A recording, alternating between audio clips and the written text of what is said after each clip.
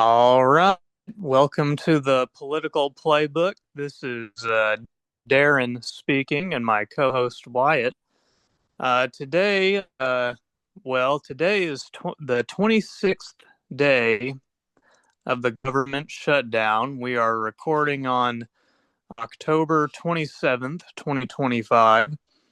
And yeah, it's pretty crazy. This is one of the longest government shutdowns in history. The only one longer that I can think of off the top of my head would be the one in Trump's first term, near the end of his first term. So this is, yeah, I mean, it's a certainly a Trumpian phenomenon, I guess, because prior administrations have not had these many week long shutdowns, and as a result of the shutdown, in November, starting November 1st, there will be no for SNAP, which is the Supplemental Nutrition Assistance Program, I think is what it's called. It's food stamps for that's like the colloquial term. A lot of people don't know that it's called SNAP or EBT, but yeah, food stamps are going to run out. So many people, myself included, predict that, maybe not on November 1st, but if this drags on into November 15th, we might see some social unrest. We could see poor neighborhoods rioting. Food banks are equipped to feed, a normal amount of destitute people, but they're not well equipped to feed 40 million destitute people, which is, 40 million is kind of the latest number of how many people are on SNAP in the U.S. So we're talking about a little over 10% of the population. Which is absurd, by the way. Oh yeah, it's crazy that we have this many dependents, and uh, I'll let you go off on it before I say more. But I do have some thoughts about that number and other things. Yeah, I mean, listen, I think it's a little absurd that the shutdown has gone down this long.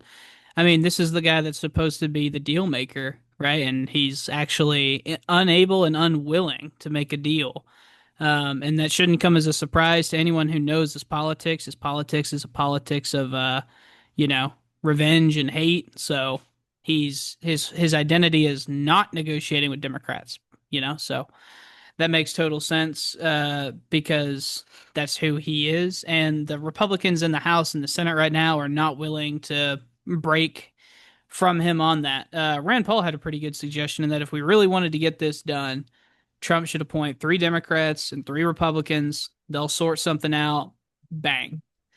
And Trump could do that. He could pick, John Fetterman and two others, so Oh yeah, they it's certainly it's exist. not impossible to find some cronies that he could do.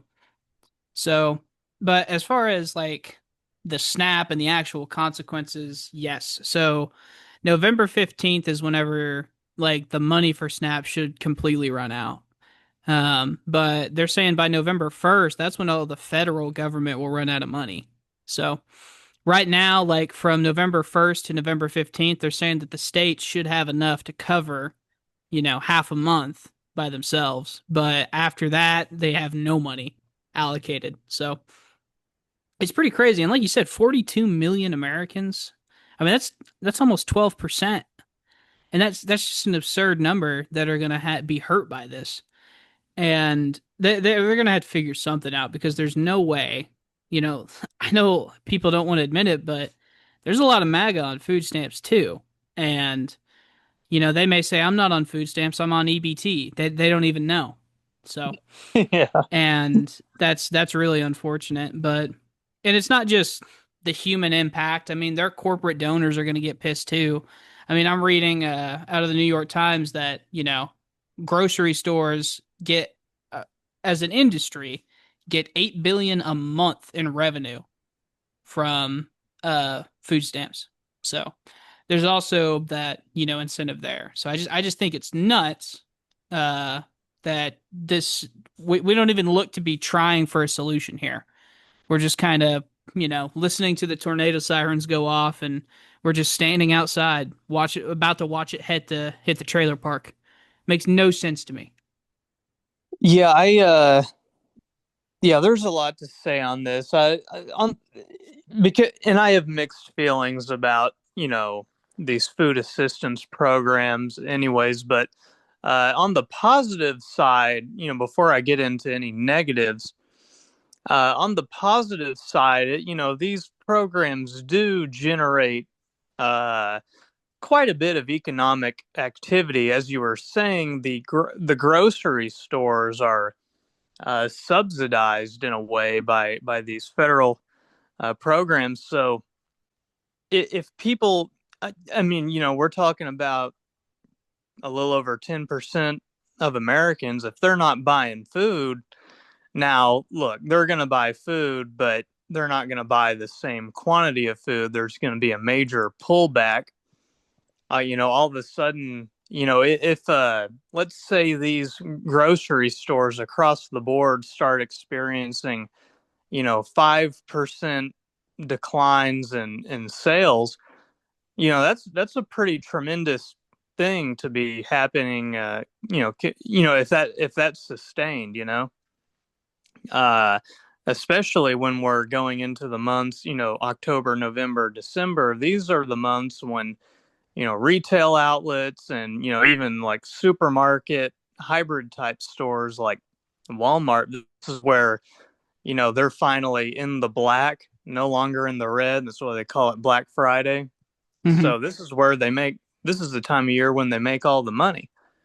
So you definitely want people to still be incentivized to go back into the stores, spend their EBT money on food, and then spend some of their pocket change on toys for the kiddos for Christmas and the Thanksgiving extras. So yeah, I mean, it is a worrying development. I Because a lot of economic activity is generated uh, from these foods, these welfare payments. I mean, think how many people work at grocery stores or are, ancillary to the whole grocery store industry. I mean, even think of the people in distribution centers. It's all, the economy, it's all reliant on many things. So if one domino falls, there will be a butterfly effect. And, Right. I you know, mean, think of it like this. If you're, for the folks who are not really tracking at home, I mean, if you're getting government assistance for food, right, and the government takes that money away, then you're going to have to take money that you were going to spend on anything else, whether it's, tune up on your car, Christmas gifts for your family, tickets to a football game, whatever, right? Anything leisurely, you're going to withdraw from that and you're going to put it into food because it's a necessity. And what that does at a macro level is that it makes the economy as a whole worse because you're not spending the money like you need to support the economy. It's just, little technical there, but yeah, this is going to have dramatic effects if people have to quit spending money on like goods and spend it on necessities. oh yeah, yeah. When people can't buy the extras, it's certainly not good. And let me give some negatives. There's a lot of positives to this program. Obviously, it's not good to have people starving. It's maybe you could make some like eugenics argument, but I don't think it's good to have people starving in your society. Not good for social cohesion. But all that being said, you know I saw this meme online. Do you remember that SpongeBob episode where Patrick uh, mistakenly thinks that SpongeBob has taken his chocolate bar? And Yes, Patrick said, "You took my chocolate bar, and now I'm going to starve." Well, right. somebody made a meme on Twitter and they said, "You took my EBT, now I'm gonna starve." And it shows Patrick, and it's that like the really grotesque, like fat version of him that Like they made very for the gluttonous, right? Very oh gluttonous yeah, picture, of oh course. yeah, incredibly gluttonous. And I couldn't help but chuckle because you go to the grocery store on the first of the month, and that's when all this SNAP recipients, they go and get their month's worth of food, or however many weeks worth that they can fill up on. And oftentimes, they're eating pretty good, and a lot of times they might be in their little hover rounds. They might be 300 pounds. These people don't look uh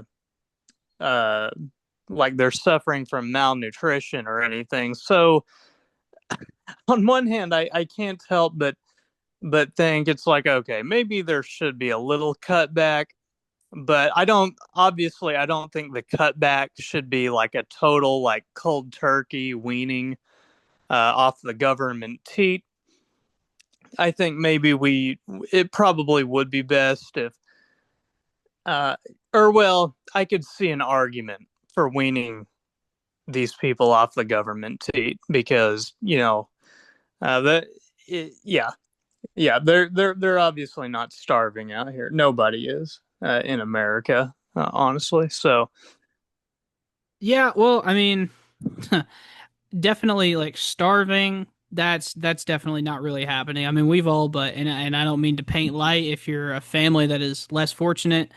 But for the most part, you're not starving like they are in necessarily like Ethiopia during one of their big famines, right? Like we've essentially conquered that, right? Between churches, food drives, food stamps, WIC, all of that stuff. We've essentially eliminated it. But I wouldn't then use that as an argument to, justify the lowering of SNAP, right? I think if anything, like SNAP is because of the income inequality and inflation, I think SNAP is going to be more important than ever. I don't think that, and grocery prices are only ever going to go up.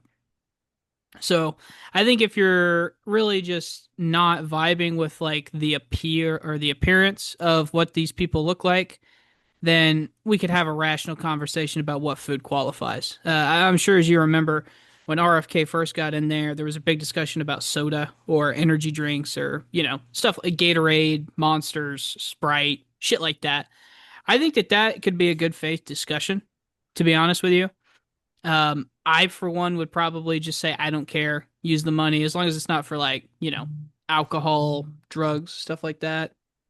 But, yeah, I I mean, go ahead. Sorry. Go ahead. oh, sorry. Yeah, I think that would probably be where it needs to be trimmed the most. It needs to be more The regulated. eligibility, like the stuff you can spend it on, I think that is where the fight should be, uh not necessarily like the funding of it. I think the funding of it is essential. So, Yeah, the funding, it's a lot of money. It's 100 billion a year, but in the grand scheme of things and taking into account the size of the American economy, 100 billion is not too insane amount. Like, granted, you could probably reduce it, and I would probably agree. And honestly, I mean, again, looking at how these people look, they could probably do with some reduction. But I think the better point, and it's what you were hinting at, is that once we get back, uh, where the government is no longer shut down, maybe they can go in with a scalpel and be like, okay, we can't just let these gas stations let people pay with EBT and they're spending $3.50 on tall boy Coca-Cola twice a day or something. It's like maybe we need to make it to where, they can go spend it at Walmart or whatever, their local supermarket is. But maybe gas stations, that might be a little bit much. I don't know if we need to let them be using EBT at the gas station. Yeah, I mean, for one, it's going to be marked up higher. And, like I could see like a good faith interpretation of that. Absolutely.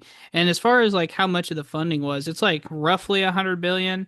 And that's a little over like 1% of the federal budget. That just seemed insane to me. I would have told you that number, that's like almost twice what NASA gets. You know, like think about how crazy that is. Um, but yeah, I mean, like it or not, though, these people are reliant on this money in some way. We wouldn't be giving it to 40 million of them if at least most of them didn't need it, right? So I just Oh think yeah. that, especially right now, like the economy is in such a fragile spot. Do we really want to like pressure retailers and do we want to pressure these families to make a hard choice right now? I don't know that that's a very good idea. Or what's even worse is that like if they don't change their habits and they just, put it on credit, like now we have, an increased problem there, So I Oh don't know. yeah, it's certainly a sticky situation, and it's, you know, keeping the government shut down. I hope that this isn't an actual strategy to go in and make cuts for the Hmm. program. Like you can bring the government back into order and then make cuts where you see, reasonable cuts. But again, like you were saying, you know, 100 billion, it's a lot of money, but in the grand scheme of things, it's really not all that much. So, I Hmm. mean, for what you're getting, I mean, because also if you had, and it's unfortunate, but it is the case. I mean, if you had, people going without food, then, this doesn't necessarily justify it, but they would be, shoplifting would increase, social unrest would increase. Maybe we're going to see some of that. Who knows? When as the days progress into November, and if the shutdown continues, we could see. I could certainly see looting sprees happening, and I don't expect it to happen necessarily in our neck of the woods, but maybe in some of these states that they're not going to crack down on the shoplifting as hard. So like California, New York, I could see some crazy things happening. So Hmm. how about you? What's your prediction for the future? Do you think that the government shutdown will end soon? Do you think Schumer will cave? Trump will cave? Do you Yeah. envision social unrest if neither cave? Well, hopefully it does end, right? Because, like I said, despite policy differences, we have to fund the government. That's just my personal opinion on the matter.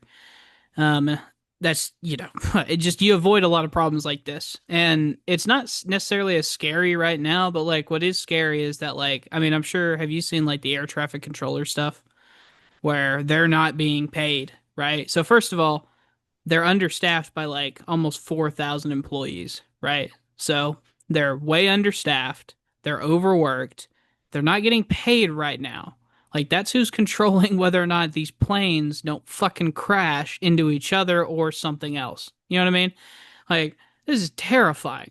And instead of like breeding confidence into the public, the transportation secretary basically said like, "Hey, I can't promise you your flight's going to be on time. I can't promise you your flight's not going to get canceled because these people are unmotivated to work right now." And I'm like, "Well, that doesn't make anyone feel any better at all. Like this is not Yeah. good." I mean, if there's anyone you don't want overworked and underpaid or not paid, it's air traffic controllers, right? That just seems like a recipe for disaster. Oh So, yeah. I It'll be hope. like that scene in Breaking Bad.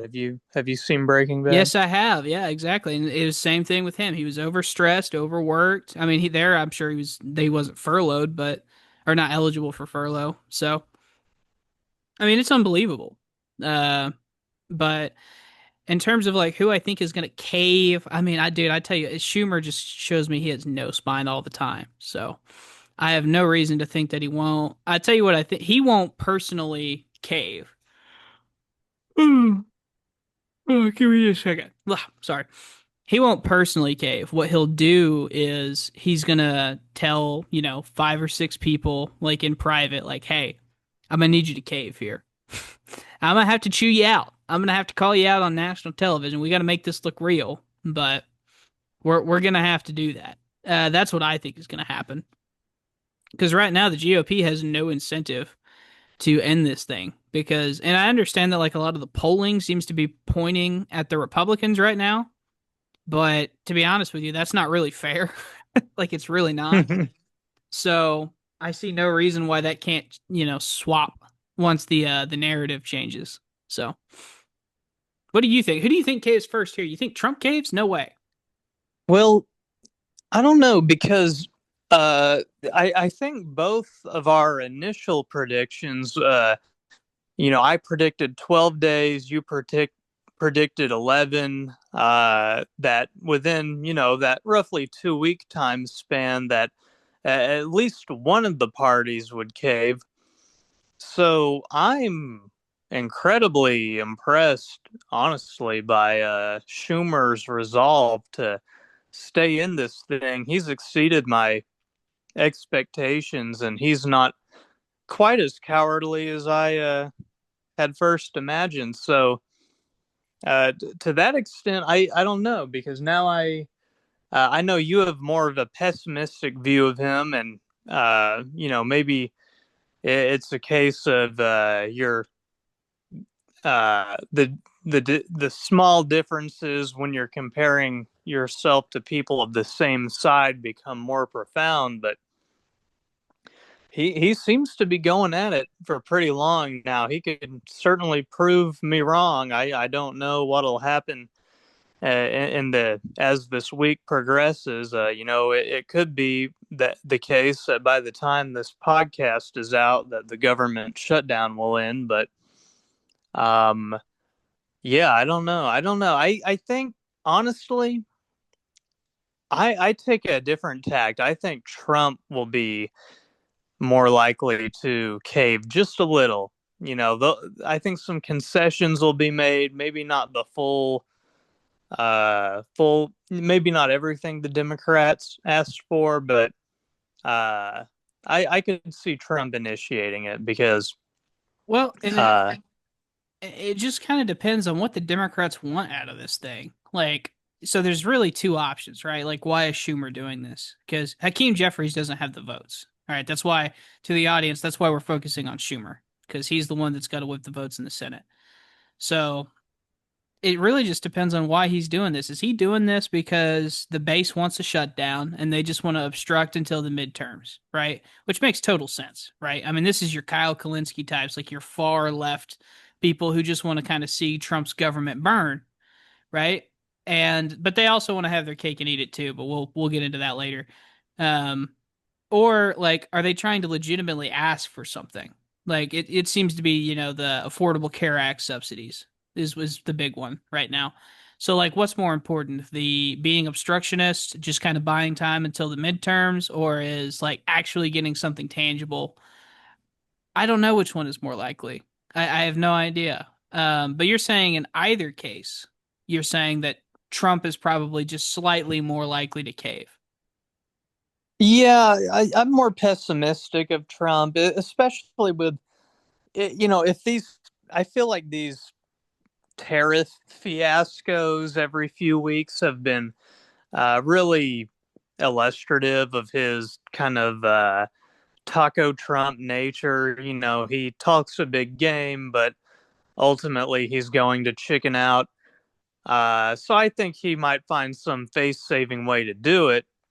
But I think ultimately Taco Trump will chicken out. So uh, it's interesting. We both seem to have a more pessimistic view of our of what's ostensibly our own side, but uh, so we'll see who's more accurate in the days to come, I guess. But so maybe I'll be eating crow. But yeah, you said something before I spoke. You said the Kyle Kalinske types want to have their cake and eat it too. Would you expound on that? What do you mean by that? Yeah, I mean, so like, and I don't mean to single out Kyle. So, Well, if I'm we not a ever, big fan of his, so if go we see, for I am. I don't mind. I mean, I might. Yeah, we'll get into that later. But it. that's funny. Um, I do think that it's these Emma Vigeland types are these far like left, like these cultural Marxists, right? They that's rage bait language. What they want to see is they want to see a world where we shut down just the stuff we don't like about the government and not the stuff that they do like. For example, like they want to see ICE shut down. They want to see uh border patrol, or they want to see the National Guard shut down. They don't want to see food stamps shut down. They don't want to see air traffic controllers shut down. So like when I say they want to have their cake and eat it too, I mean that they want to see like, oh, they want to see these ICE people furloughed and they want to see the funding for ICE stop, but they're not willing to accept the risk of food stamps. You know what I mean? Uh, Oh yeah. so that's what I meant whenever they want to have their cake and eat it too. Which I'm not saying doesn't make sense, and I'm not saying that's not a reasonable ask. I'm just saying that like when you shut down the government, what did you think was going to happen, right? Like, Oh yeah. Oh you know, yeah. I mean, this strategy very well could make people be pretty inconvenienced for. yeah, I and mean, and to steel man, like I'm sure the case that they would make would be, well, then you have to make them own it. Like make the Republicans own that they don't want food stamps or they don't want certain stuff funded, right? Or that they want to fund ICE over this, right? Like it would be some like weird like make them own the brand. And I don't know that that would be effective either. I just don't. But I just yeah, think it's naive. I just think that's all I'm saying. people are fairly split on partisan lines, so I think at least the Democratic base is not going to get any kind of negative feelings towards the Democrats as a result of this. But I Right. could be I could be wrong. Uh, maybe some people will have a negative opinion of them if it drags on for too long. Time will tell. Time will tell. It's one of these things we kind of just have to wait and see because I'm maybe not quite as clued in uh, on the street level. I'm not teamed up with the lumpen proletariat quite very much. So I don't really know what they're thinking. I don't have the finger on their pulse. Yeah. Yeah, that's true. But I mean, it's also I don't think Trump is going to get blamed for this in either, And even if he did, like what use is it? Like he's not running again, or at least we don't well, I shouldn't say that, I guess, but well, here, let's talk about the East Wing a little bit. Do you give a shit? Do you care about that at all? Okay, it's one of these things that yeah, I'm glad. Yeah, let's talk about it. It's one of these things that maybe I should care about, but I don't really. I've never visited DC in my life. I'm sure if I ever had that, I might have taken a tour of the East Wing. I hear there are that's kind of like where the more historical side of it, where it's kind of like a public museum almost. Mm-hmm. A lot of it. So that is a bit of a shame that that's gone. I don't know how much they've destroyed yet. I know they've had to clear a lot of it out for their renovation, but at the same time, it's not like they were destroying whatever artifacts are in there. Those things are all in safekeeping um and look, I mean it's a building, and sometimes people renovate, and if it's done tastefully and if the new ballroom kind of, as long as it's aesthetically pleasing and it doesn't look totally out of place, I don't think I'm gonna mind it too much. Now, the optics of it aren't great. I can only imagine how infuriated people like me would be if, let's say, Obama did something like this.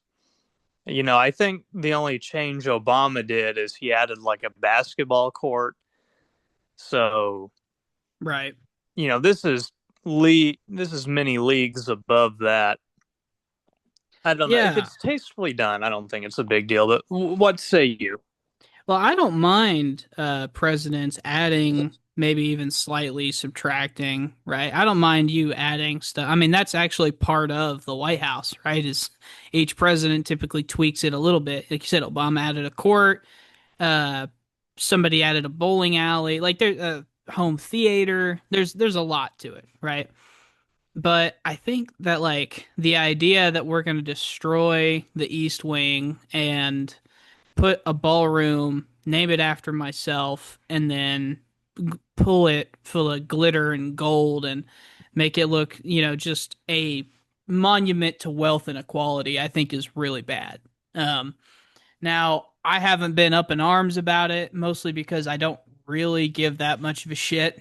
But if you were to like put a gun to my head and say, take a position on this, this is what I would give you, is that I wouldn't do it. And I'm not against like putting statues up or monuments up. Like I'm cool with that. Like I'm sure you saw the archway that they plan on building. There's a very famous roundabout in DC. It's massive, and in the middle of it is basically just a square. And Trump wants to put basically a giant stone archway under there. And I have no problem with that. And then put a statue on top of it glorifying America. I have no problem with that. That's awesome. Good for him. Oh yeah, that would be awesome. I'm in total agreement. That That nothing wrong with I'm that. actually in favor of that. Like, and I'll show a picture on the screen right now to the audience. But yeah, like this would be badass, wouldn't it? you Oh know, yeah, that um, would be like the Arch of Titus, and absolutely, that would be sick. a That would hundred, be. 100%. And I think that stuff like that would be cool. Now, destroying the Rose Garden, like Jackie Kennedy's thing, that and basically he just put like a concrete pad there with like kitchen table or like outside tables with an umbrella. I'm like, that sucks. Why would you destroy something like that? You know? But none of it makes any sense to me, but that doesn't mean that I have to like pearl clutch. There are people that are being pretending to be outraged by this. I mean, they're gonna act like Teddy Roosevelt put his face on a fucking mountain. Like, does it get more arrogant than putting your face on a mountain? You know? And look, Yeah. I'm not saying Trump isn't arrogant. I'm just saying that like, how am I supposed to care about this whenever there's like a list of literally 100 other things I should give a shit about? You know what I mean? Like this does not crack the top 100 of things I should be giving a shit about. Oh So, yeah, I'm in total agreement. Maybe I'd have some sentimentality if I ever visited it. But I mean, I imagine the ballroom will get a lot of use, and I'm sure that it'll look good. So as long as it's not totally, I don't know, what would you call that, gaudy and ostentatious, as long as it's not too horrible, and as long as it matches the architecture somewhat, I don't think I'll have much of an issue with it personally. yeah, I hope it's not a Trump architecture building. Like I hope it's not just like, solid gold like linings everywhere and all that. I hope it because Washington D.C. has a very like Roman style architecture. Like giant stone, marble, white, like it's Oh amazing. yeah. It's Yeah. if you've ever been to DC, it's an amazing appeal when you walk down the Lincoln Memorial or if you see Capitol Hill, it's beautiful. And I hope that it's similar to that and not just like a tiny section of Trump land right there. Definitely. I love the neoclassical stuff, and the archway would go perfect with all that like Oh, absolutely. neoclassical Yep. architecture. So yeah, I mean, as long as it kind of can remain, I'm fine with it. But Yeah, let me just say this. I do think it would be funny if Democrats actually give a shit about it. I'll tell you what, the next time you win an election, we'll just rename it after Obama. Go they should ahead. do that. They should do that. Uh, but yeah. So for our viewers, we're recording this on October 27th, but I anticipate that this will likely be released on October 31st or about that time. So that'll be Friday this week. And that kind of makes this the Political Playbook's first Halloween special. So I feel as though we would be remiss if we didn't talk about something at least a little spooky to inaugurate the first Halloween special of the show. So I was thinking we could talk about scary movies, maybe psychoanalyze the different reactions to them. I've always kind of wondered like why people have kind of like these visceral reactions to scary movies where I really don't. I used to as a child, I would watch a scary movie and then all of a sudden I would be a little afraid to walk outside my bedroom to in the dark to go to the bathroom because the scary movie would stay with me so much. Hmm. Nowadays, I'm pretty impervious to it all. I've been chasing the high ever since. I just really can't get scared from a scary movie. But I do know people our age that are reasonable people that seem to be just really affected by scary movies. So why do you think that is? Psychoanalyze them for me. Why do you think some people are so scared by it and some are not? Yeah, so for the folks watching, I am the people Darren is talking about. I can't do scary movies. I will, but I'm not the biggest fan. I will never turn one on. I will never seek one out. I've never paid to go watch a scary movie, and I never will. I don't know. There's just something I don't like being scared. So I don't enjoy the build up. I don't enjoy the adrenaline rush. Every single second is stressful and not in a good way. I don't like it. It's just that's what it is for me. I can't speak for other people. For people like you that like it, I think you're a bunch of dopamine adrenaline junkies who can't help yourself and you've become so impotent to the ways of the world that the only way you can get your little dose is that you have to constantly be tense and scared, and that's how you have to build it up. And Well, I not think to you're on the right track. not to, not to paint with too broad of a brush, but yeah, I think that these it's the same people who are into skydiving, as if there's something normal about jumping out of a perfectly good airplane. It makes no sense to me why you would ever do it. Mm-mm. Nope. Nope, nope, nope. Yeah, I would never skydive, but I must admit it is like a meth use. It has diminishing returns, I think, because as I said earlier, when I was a kid, I found the movies very scary, and I kind of liked how it would freak me out, and I would be Hmm. scared for days later. But now I guess I've just been chasing a high that I may never get again. I may never walk outside my door and like rush to the next room in fear of some ghost snatching me Hmm. or something. So I think that's part of it, chasing a high I'll never get. But I also wonder if maybe the reason some people are more affected by it is a suggestibility thing. Like maybe it's easier for them to suspend disbelief. So like when they're watching a movie, you're kind of hypnotized in a way. Like, obviously, it's not real, but for a moment there, you are totally enamored by the story, so it feels real. Would you say you kind of have that faculty about you where at least for the duration of the movie or parts of it, you can suspend disbelief and you're like totally engrossed with it, or what? So what are you saying that like some people find it easier to like engage with or be immersed in the movie because it's a scary movie? Is that what you're saying? Movies in general, like maybe some people are just more affected by a movie or have more of a, profound reaction to it. Sure, yeah, I could see that. Absolutely. I mean, it's like but I do think that another part that's kind of crazy, and you let me know if you've ever experienced this. Like, have you ever watched a movie and then like been like worried to like go out by a cornfield or something? Well, here's the perfect one. The perfect one is you watch Jaws, right?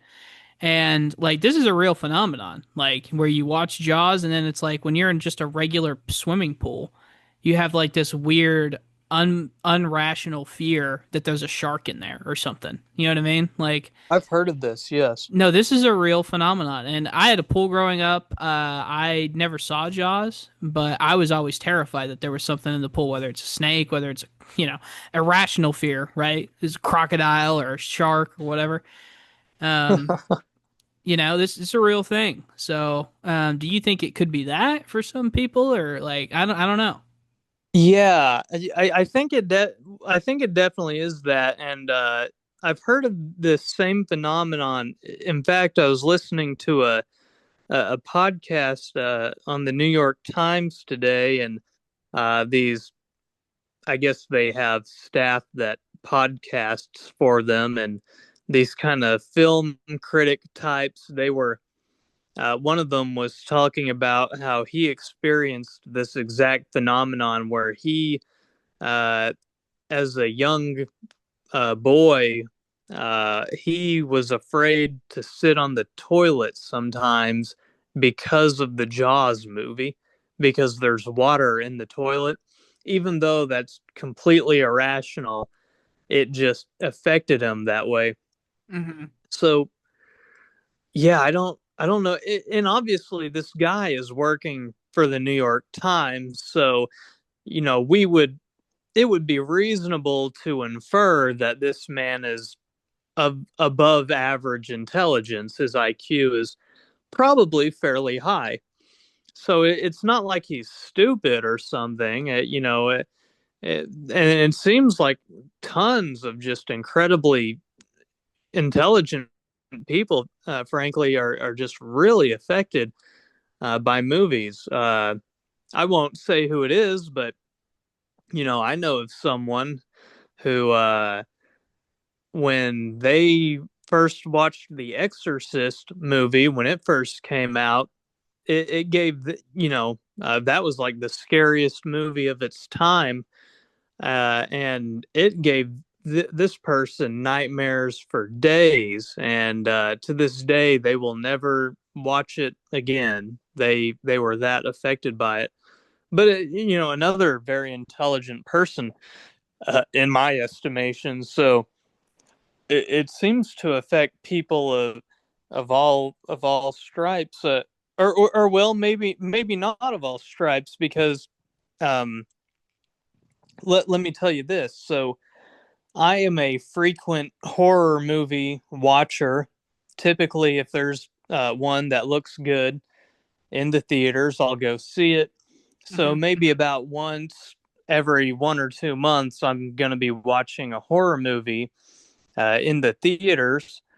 The types of people I see watching horror movies typically don't strike me as very intelligent just based off their looks. And, it seems to be like that term I used earlier, the lumpen proletariat. The bottom of the barrel.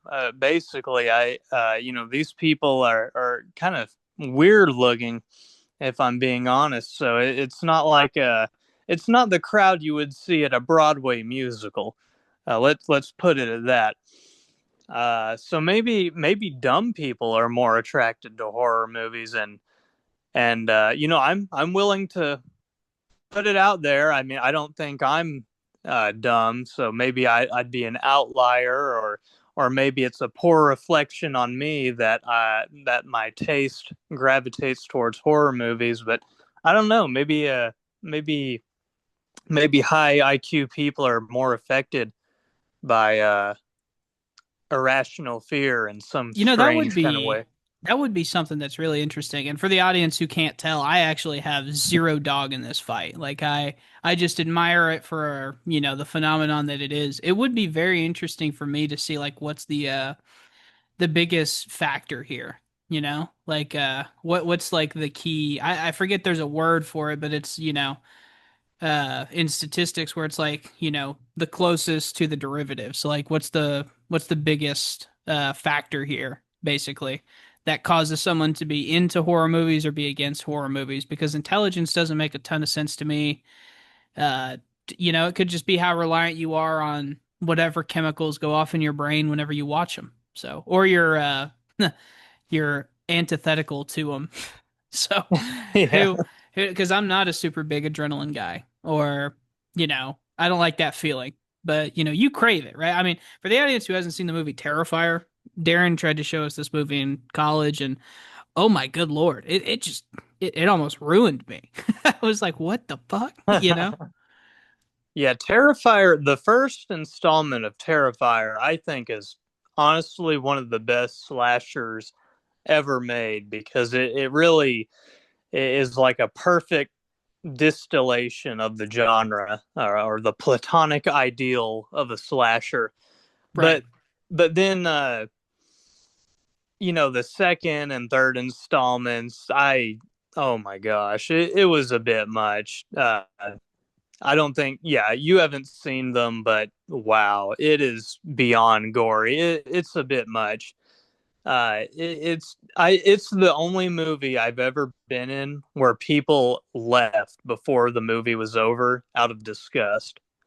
Uh, it was Really? true, Jesus. Yeah, yeah, no and it thanks. was more than just one person. It was quite a few people, and yeah, yeah, yeah, I've never seen that happen, and I don't honestly. I can't entirely blame them. I don't think they knew what they were signing up for. It was far more extreme than the first movie. It was trying to think of the word gratuitous, I guess. Right. Yeah, I don't know.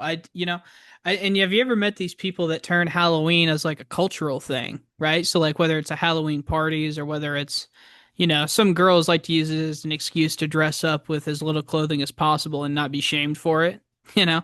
Yeah, Um, I think it's a weird phenomenon. Like if you were like dropping aliens on planets and you were like, they would think this was some sort of like religious festival almost. It's kind of nuts to me, because you're not a super big like cultural Halloween person, right? You just like the scary movies. yeah. Mainly, I mean, I decorate a little. We have like a statue of like this vampire that we put outside, but other than and then we have the trick or treaters, so we hand out candy at our house. But other than that, I really don't go all out. I go to haunted houses typically, but I haven't been to one this year, so not sure if I'll go to one before the year is up, but we'll see. Yeah, trick or treating is about the only part I partake in. I set out candy at my house, and I'm just like, here you go, kids. So that's all I've got. But yeah, it's not that I'm against Halloween. It's just that like the specifically like the spooky, scary stuff that just doesn't vibe with me. Just not my thing. Oh yeah, some people go all out. I'm kind of I kind of need I should go take a driving tour of all the wealthy neighborhoods around me, and maybe they'll have gone all out. Around me, the people decorate roughly about as much as I do. They might have a few props, but that's pretty much it. Yeah. So Well, I nothing tell way you too what, crazy. just wait around time because I may not be a Halloween person, but Christmas. And you think those rich neighborhoods, I tell you what, Christmas time, they will be a bumping, dude. Oh They yeah. they are not playing around. And nor should they. Christmas is the best time of year.